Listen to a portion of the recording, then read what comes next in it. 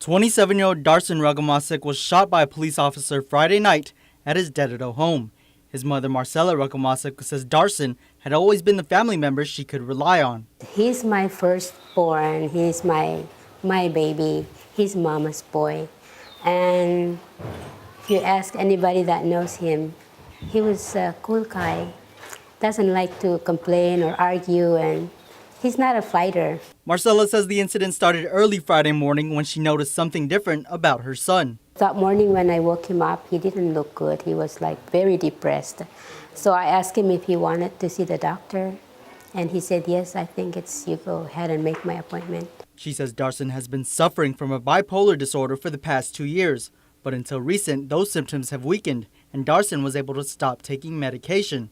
However, the day of the incident, his symptoms started to show at work, as his manager at Simply Foods restaurant says he seemed disoriented. Marcella says she took Darson to see the doctor, where he was given more medicine, but that it wasn't easy for him to take it.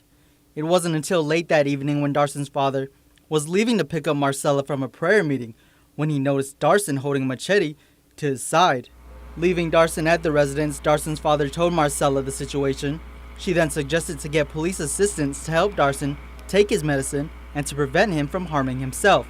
She says she did not ask for her son to be removed from the home. She doesn't like the way police handled it and feels that's what led to the shooting. When they came, one of them was like very hyper and start shouting at him and say a lot of things. Even the other cops, they just went inside and start, saying things to him, and he ran inside his room. I keep hearing those cops there saying language is not good, and they were telling him to come out and shouting and banging on the wall, the window, the door. Marcella says she feared her son would suffocate when police sprayed mace in the room. So I went to the front of the house and I was calling out his name. I said, Dars, it's Mom, please come out.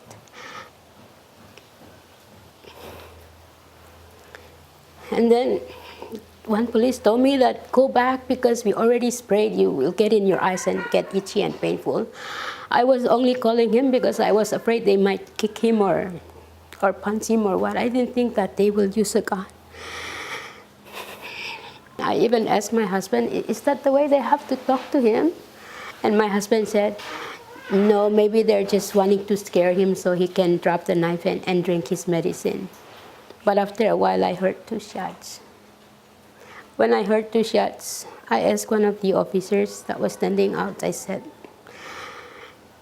no, I heard him calling the dispatching the ambulance, saying that shot wounds to the chest and to the shoulder. Scared for her son's life, she was told by police to meet them at Guam Memorial Hospital, and that's where she received the bad news. It happened so fast, so quick. I just regretted I didn't have to go to the police. Marcella says she isn't looking to take legal action against GPD. She adds she forgives the officer who shot her son and hopes this will serve as a lesson so other families won't have to suffer, as she says her family is doing. Nick Delgado, PNC News.